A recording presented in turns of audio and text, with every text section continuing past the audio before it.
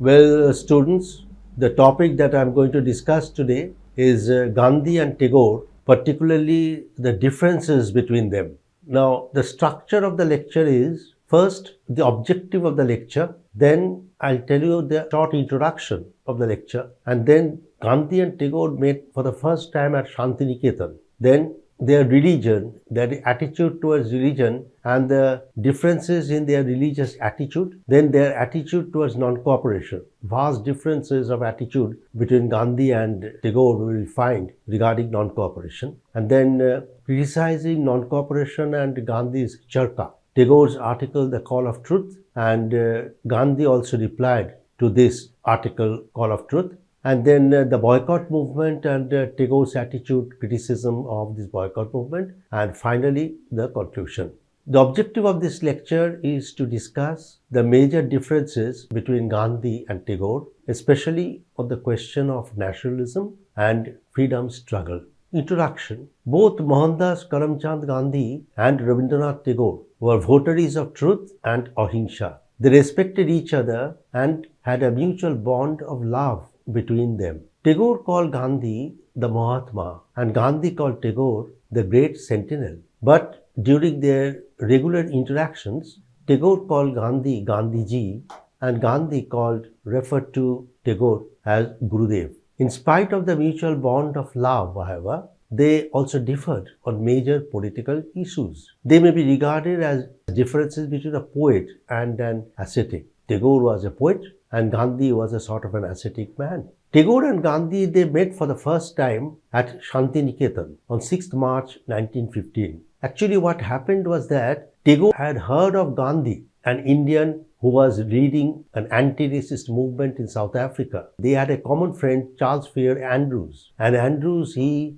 kept his correspondence with Tagore from South Africa. And Tagore learned from Andrews the happenings in South Africa. And from that time, Tagore was very much in praise of Gandhi. And Gandhi also knew that, well, there was a man, Rabindranath Tagore, a poet, who had formed an ashram school at a place called Bolpur in a district called Birbhum. So they had heard of each other, but they met for the first time on 6th March 1915. What happened was that Gandhi was in South Africa, we know, and after he was successful in his anti-racist Satyagraha in South Africa, he decided to come back to India in 1914. He came back to India actually in 1915. But there, where he lived in South Africa, there he lived in an ashram called the Phoenix Ashram in Transvaal.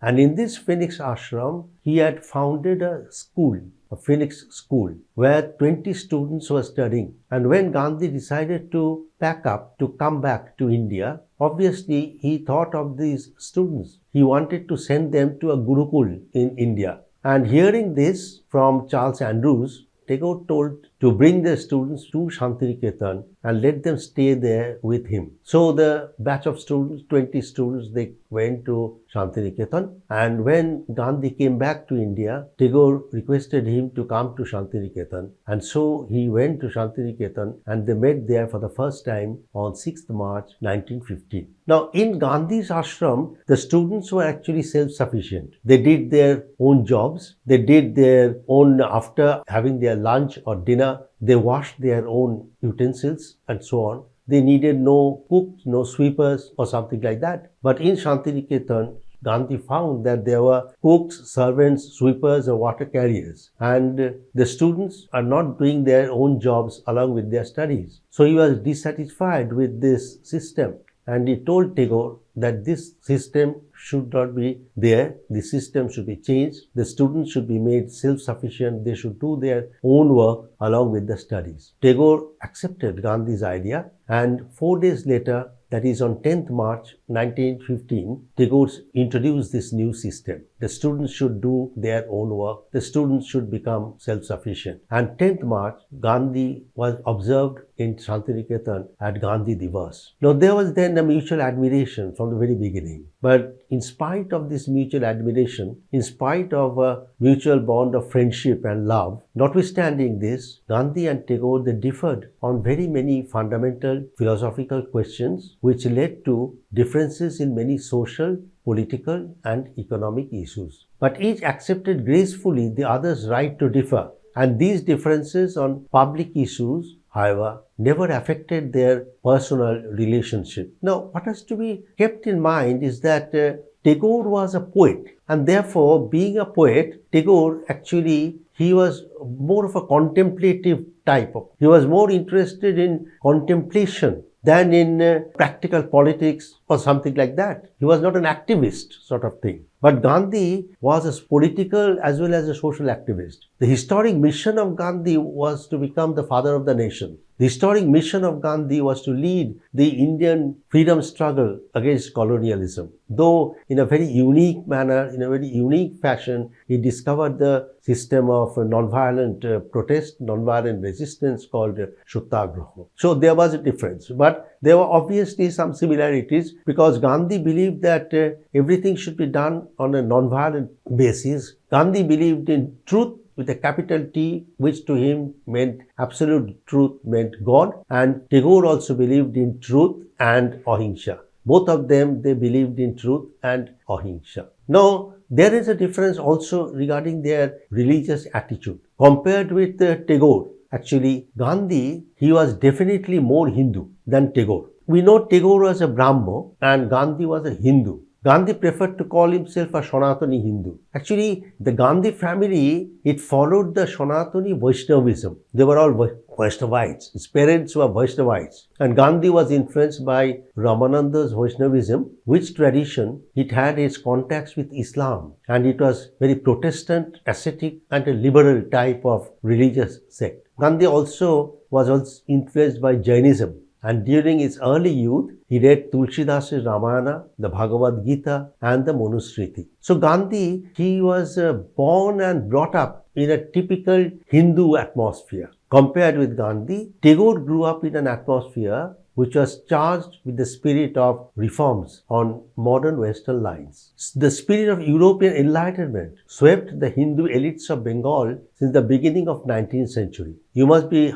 knowing of the Bengal Renaissance with men like Ram Mohan Roy, Ishwar Chandra Vidyasagar and others. They were all social reformers. They were very much influenced by some Western ideas. They tried to make a synthesis of the Western ideas and the Eastern ideas. The fact is, historically, it was the Bengali Hindus who accepted the English education introduced by the British in India. And by accepting the English education, through that English education, they came in contact with European ideas. They learned European philosophy, they learned European ideas, European science, technology. They were interested in European science and technology. And they were interested in very many things in the West, the knowledge of the West. So they wanted to make a synthesis of Indian knowledge and Western knowledge. And they were also social reformers. They found that there were very many defects in Hindu practices, Hindu rituals, which were actually not sanctioned by Hindu scriptures, but still they were there.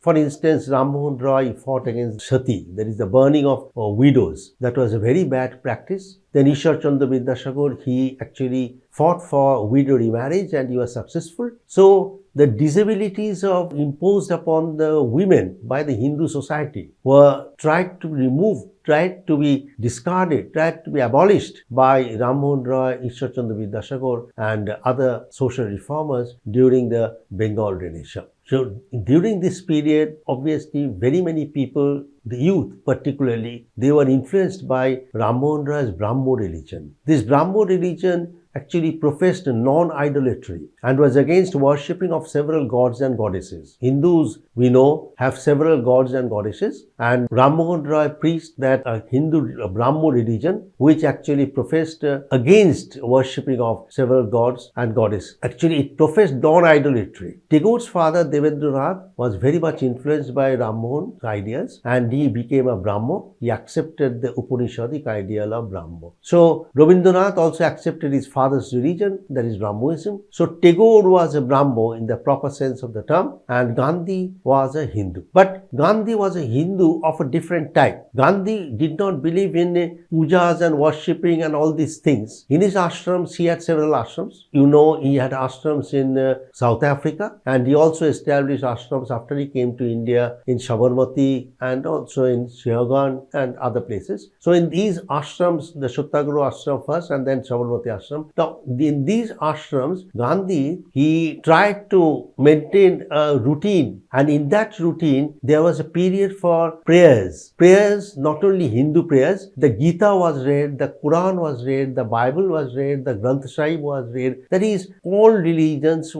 they had a place there. All religions were respected. All religions were given a due place in his ashram. But there were no pujas and such like things. Gandhi actually believed that instead of doing those karma kandos, he said, the rituals, Hindu practices, he regarded them as karma kandos. He said that instead of doing these karma kandos, what is necessary is that you pray to God. You believe in God. Because unless you believe in God, you cannot practice ahimsa. To be non-violent, he said, means that you believe in God. You have to believe that one is suffering today because of his karma. So you have to accept this also, the karma. That is, the incarnation of man from the previous birth means that whatever wrongs you have done in the previous birth, you have to suffer for it in this birth. So if a wrong is done, if an injustice is done, then you will be punished by God because of your karma. That will be your karma fall. That is a result of your karma. So Gandhi believed in this. Now, because of this belief, what happened was that in 1934, when there was an earthquake in Bihar, a terrible earthquake in Bihar,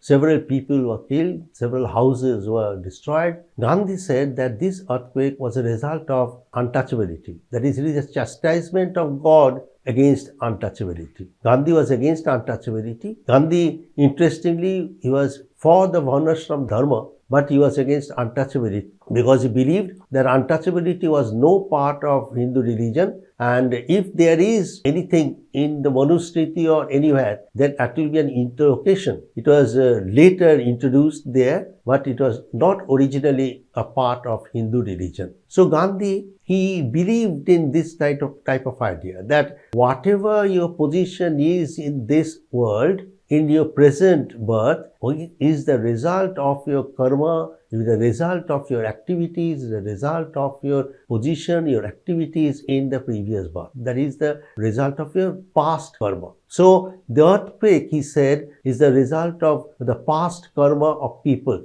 That is, the practice of untouchability is there. So God was angry, and this is God's chastisement. Tagore was shocked at this observation of Gandhi regarding the earthquake. And Tagore said that this is based on unreason. So to Tagore, this is unreason. Gandhi should not have connected the earthquake with religious belief, with religious ideas, with God's wish or so on. So there was a difference between Gandhi and Tagore on this point. The maximum differences we find during the non-cooperation movement. The Tagore-Gandhi differences had fully blown during the Gandhi-led non-cooperation movement from 1920 to 1922. You know that the non-cooperation movement was launched by Gandhi in 1920. Gandhi's idea was that an oppressive system exists. Why? Because the victims of the system, they accept the system. Out of fear, they do not resist the oppressors. They accept the system. Why do the British rule persist here? Why is the colonialism existing in India? Because we are cooperating with them. It is not that the British have brought their police, their military, their office staff to run the offices, to run the police, to run the military. No. It is we Indians, we are police, we are military, we are the people who have joined the education system, we are running their offices. So we are cooperating with them. So if we non-cooperate, if we withdraw our cooperation, then obviously what will happen is that the system will collapse. The system will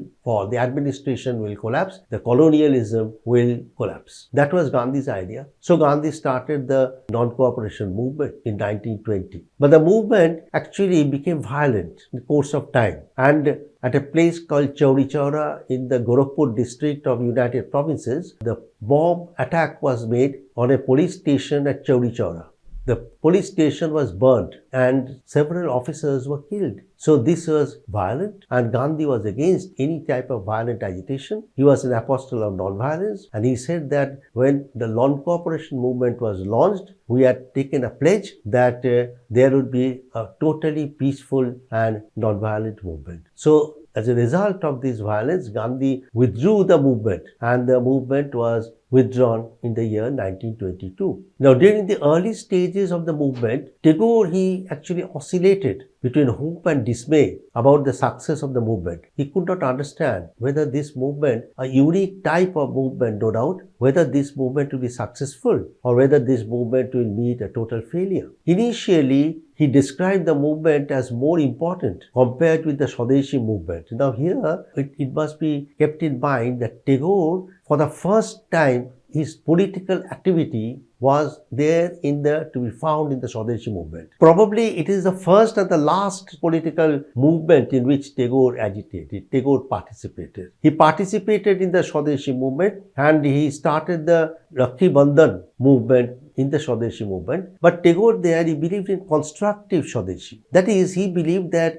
Swadeshi means we must have our own things. We must have our own education system. We must have our own basic judicial system. Disputes should be settled in an Indian way, in an indigenous manner, in indigenous courts. Unless we can establish all these things, we cannot give a boycott call. So there was a difference of opinion, and Tagore, he actually left the movement after some time. So he now found, after some time in the non-cooperation movement, initially while appreciating the non-cooperation movement, initially while treating it as more important compared with the Swadeshi movement, he found that the same mistakes are there in the non-cooperation movement. He began to criticize the negative methods of the movement, especially Gandhi's preaching of boycott of government office, school and foreign cloth. Now Tagore was a poet, and Tagore established a Tirikatan school, not merely for an ashramic way of life, not merely to lead an ashramic life, but to teach the students in a new way, in a new manner, in a universal manner, so that they have ideas of the world, not only parochial knowledge, but knowledge from outside. That Western knowledge, Eastern knowledge, all this knowledge should be learned. There should be a synthesis of all these in the syllabus, and the students there should learn all this. That is why he termed it as a Vishwa Bharati. The university that was formed there was called Vishwa Bharati. So that was Tagore. That was his idea. So he highlighted the need for establishing autonomy or Swaraj in the intellectual domain. He says Swaraj does not merely mean political Swaraj. Swaraj does not mean merely political freedom. But even if we have our political freedom, that is essential, that is required, no doubt. But at the same time, there should be a focus on Swaraj in the intellectual domain. How can we have that? We can have that only through a proper education. An education which should be free from not only religious prejudices, but also political prejudices. One can then develop a free mind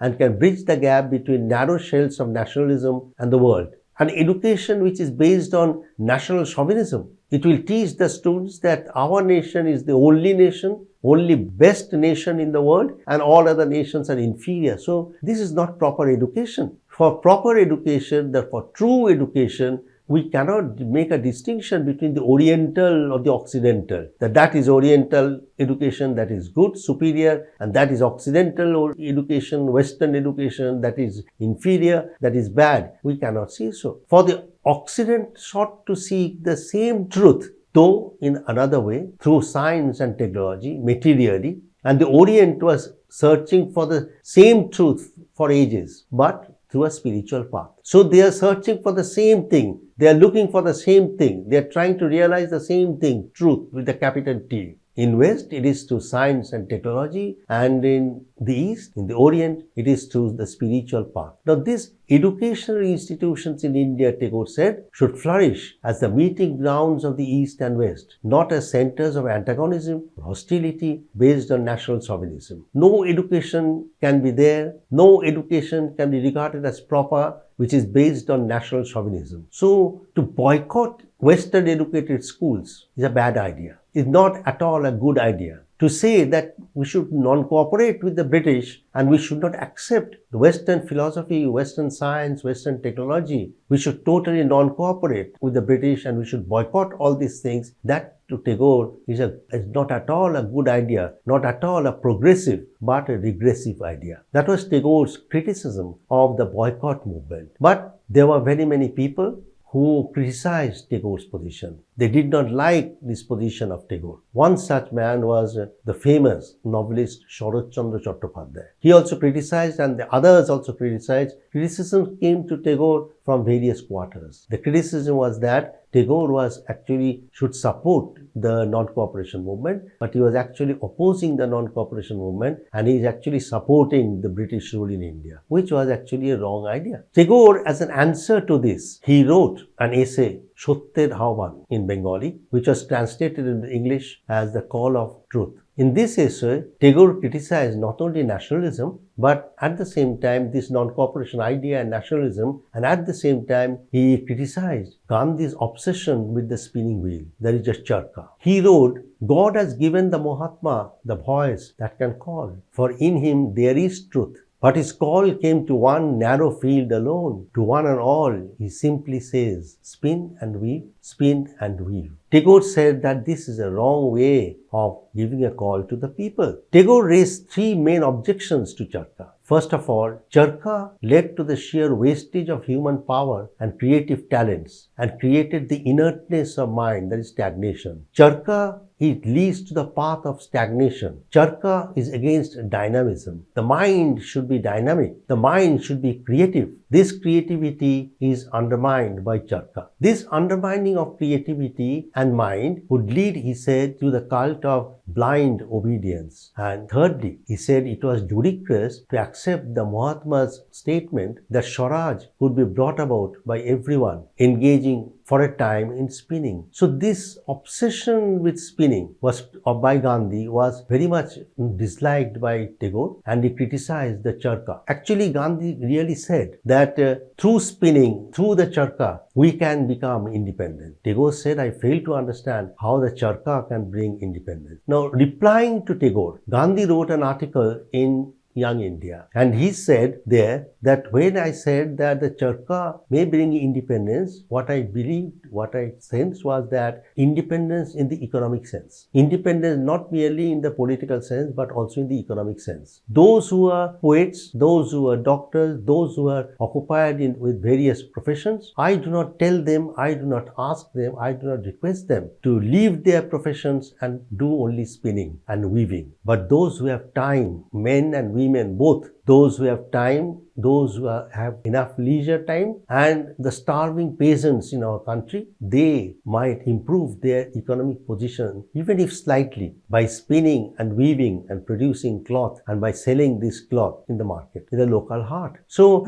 Gandhi's idea was that if this khadi can be used, if the local spinning and weaving and all these can be used instead of the foreign cloth, then there will be some sort of income. If people start buying foreign cloth, then these produce which are produced through spinning and weaving by the poor people, they cannot sell them in the market. So to sell them in the market, what is needed is that the people should not use foreign cloth. So the slogan not to use foreign cloth was there, and for that, as a substitute to replace foreign cloth, what is required is Indian charkha and Indian spinning and weaving. Gandhi was against mills because mills means mass production. But Gandhi said what is required is not mass production but production by the masses so that the people may get employed. A mill can employ minimum number of people, but the charkha means self-employment. You can have a charkha at home, you can spin at home, and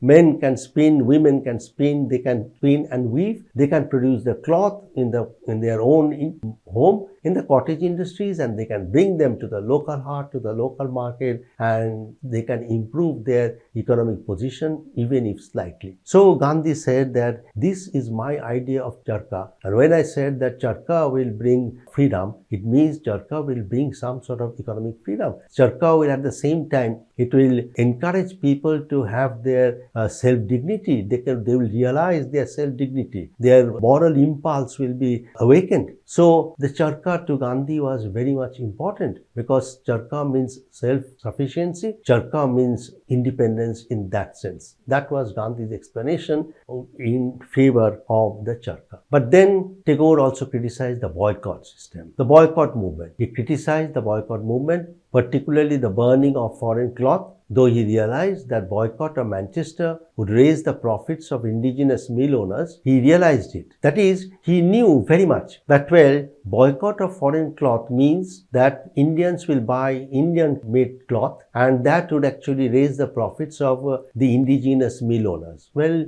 Gandhi actually, he had this in mind. When in Hind Swaraj, Gandhi wrote that Manchester has ruined our indigenous industries. Yes, Manchester produced cloth, the machine produced cloth, it eliminated through competition the cottage industries. The cloth produced manually cannot compete with cloth produced through machines because there will be a difference in the price of cloth. The price of khadi is always higher than the price of machine-made cloth. So Gandhi said that Manchester had actually destroyed the indigenous industries, Surat and Dhaka and Murshidabad. Those cloth industries, these industries have died, have been destroyed due to the competition they faced with the Manchester cloth. Tagore admitted that yes, due to competition, this Manchester cloth is destroying all these industries. It is true. But if the people boycott foreign cloth, what will happen? It means that they will buy Indian-made cloth. And India-made cloth means that is cloth produced by Indian mill owners. So from this, Gandhi came to the conclusion that foreign cloth should be boycotted and the charkha should produce the cloth that is required for the Indian people. So that was Gandhi's argument. Tagore understood it because from the time of the Swadeshi movement, he saw that when foreign cloth is boycotted, it means that there will be profits for the indigenous mill owners. So here it will be the same thing. He understood. He said that, well, this is an economic boycott. This is the boycott of foreign cloth is an economic boycott. But this economic boycott has been made a moral issue. He's given a moral color by saying that these foreign cloths are impure and so these impure cloths should be burnt. So this is, according to Tagore, wrong decision. So criticizing this selfish and short-sighted nationalism, he said this is not only in India, but throughout the world we find that in the competitive market that other cloths should be boycotted and the indigenous cloths should be used. This is the attitude in short-sighted nationalism. He told Gandhi at the same time that, well, apart from all this, India has always offered hospitality to all nations and creeds. And I have come to believe that we in India have much to learn from the West and its science. From here we have 2 points. First, he believed that India has always offered hospitality to all nations and creeds. So we should not be talking about boycotting British. Boycott the British cloth, boycott British institutions, boycott British education. This type of attitude is not good, the spirit of cooperation. Because India has always offered hospitality to all nations and creeds with a spirit of cooperation and not with a feeling of non-cooperation. And secondly, he said that we must learn very many things, particularly science and technology, from the West. So again, from the point of view of education, as an educationist, as a philosopher, as a poet, Tagore criticized this boycott of Western education once more and the boycott of Western cloth once more. Once, what happened was that Gandhi stayed for a few days at Tagore's house at Shantiniketan. And at that time, group of people They heard that Gandhi and Tagore were there in the home, and so they collected some foreign cloth and they entered Tagore's courtyard and they set fire to this cloth. Tagore, he brought Gandhi to the veranda and he told Gandhi, look, do you think this is your non-violence? Look at these people, what they are doing. They simply snatched all these things. They wrested from the shopkeepers without paying them the foreign cloth, and they are just burning this foreign cloth. Is this non-violence? Gandhi actually had no proper answer to give directly to this question. But obviously he did not like violence also. At the same time, Gandhi requested Tagore to spin. He said that I know you are busy, you have much mental labor to do, you are a word poet, a Vishwa Kobi, but at the same time I request you to spin. And he said, Gandhiji, Mahatmaji, I can spin poets, I can spin songs, but I cannot spin cloth, because in that case I'll make a mess of it. So that was the discussion that ended there at Shantini, at Jorashako, at Tagore's house. Now coming to the conclusion, what we find is that sometime after the non-cooperation movement, the Tagore-Gandhi controversy, it apparently came to an end. As I told you at the very beginning, that there was a mutual bond of love and friendship between Tagore and Gandhi. They differed on very many fundamental issues, political and social issues. They differed on very many things. But at the same time, in spite of these differences, their mutual bond of love and mutual bond of friendship were throughout their life, they maintained this. They also differed on many social problems also. So far as the population problem is concerned, both Tagore and Gandhi felt that India should have a population control. But there is also a difference in the methods suggested. Gandhi said, yes, population control should be made through self-control. But Tagore felt that no, the use of contraceptives is not bad. Gandhi did not agree with Tagore. So there is also a difference on social issues also. But as I told you, in spite of all these differences, the mutual bond of love, the mutual bond of friendship was there, retained throughout their lives. After hearing the lecture, let's see if we can answer the questions.